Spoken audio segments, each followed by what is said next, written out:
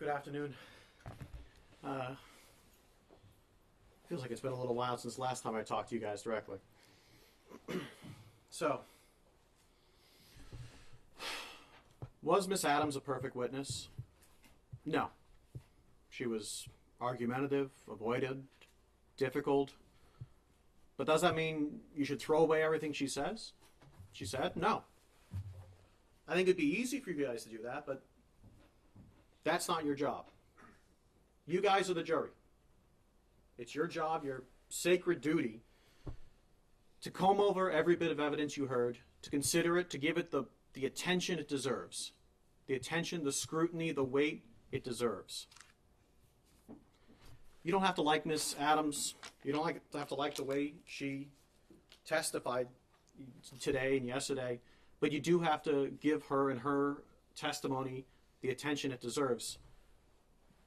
You heard from her about what happened in that room on December 2nd. She said he entered the room, slapped her, put her in a headlock, said some things to her. I suggest if you remember how she was testifying, I think the way she was testifying to that lends some to her credibility. She was taking her time. She was looking. She was trying to remember things. As the defense counsel predicted, one of the things I'm going to say is that Miss Adams was the only witness you heard from about what happened in that room. You have defense's witnesses who said what happened afterwards, but if you remember Miss Adams' testimony, she said that was after she had an opportunity to kind of put herself together. She said she cried, she changed her clothing, she kind of started packing.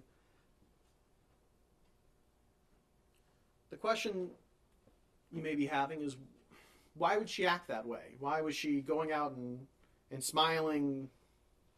Well, I'd suggest to you that all the people she was around are people that have known Mr. Diggs much longer than they've known her. I'd suggest you even consider the relationship she had with Mr. Diggs. He was sometimes lover, a boss, landlord.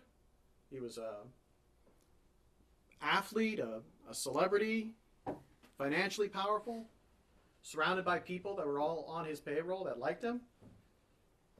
That when you put that all in consideration, her behavior does make sense in that it was her way of continuing on past that. And she told you that they had a complicated relationship.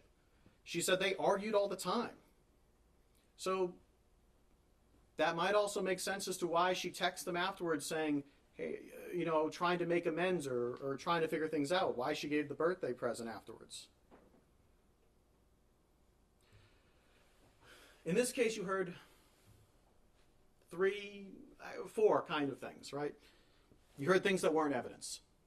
The openings, these closings, questions, things that were stricken, those are things that aren't evidence. They can kind of give you some context, but those aren't the evidence in and of themselves. You heard the actual evidence. That was the testimony from the witnesses, the videos, photos, and you'll be able to see also all those text messages. The third thing you're going to hear, so things that aren't evidence, things that are evidence, and the law. The judge gave you some preliminary law at the start of the case. She's going to now, once the closings are done, instruct you on the full law. I ask that you give her the same attention that you've given to all the evidence, and you've given the same attention to both attorneys during their closing. You give the judge that attention when she reads the law. And there's a fourth thing that you're going to need to pay attention and listen to and consider, and that's each other. When you guys are done here, once I finish, once the judge reads the law to you guys, it'll be your job to go into that room and deliberate on this case.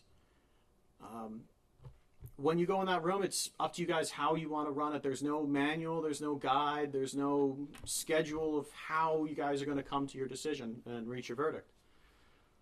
And no one is going to make sure you're doing it one way. What I would suggest you guys do, and you guys can do whatever you want, this is just my suggestion to you. What I suggest you guys do is you don't go in there and just say, all right, let's take a poll right off the bat. I suggest you guys take the time, go over all the evidence, go over each witness, talk about each witness, try and do it both ways, back and forth, for every witness, not just the Commonwealth's defense as well. Go over every bit of evidence. Really take the time that this case deserves. And also listen to each other. I'd suggest as much as you can, make sure if there's someone that's that's not saying anything, make sure you get to hear from them as well.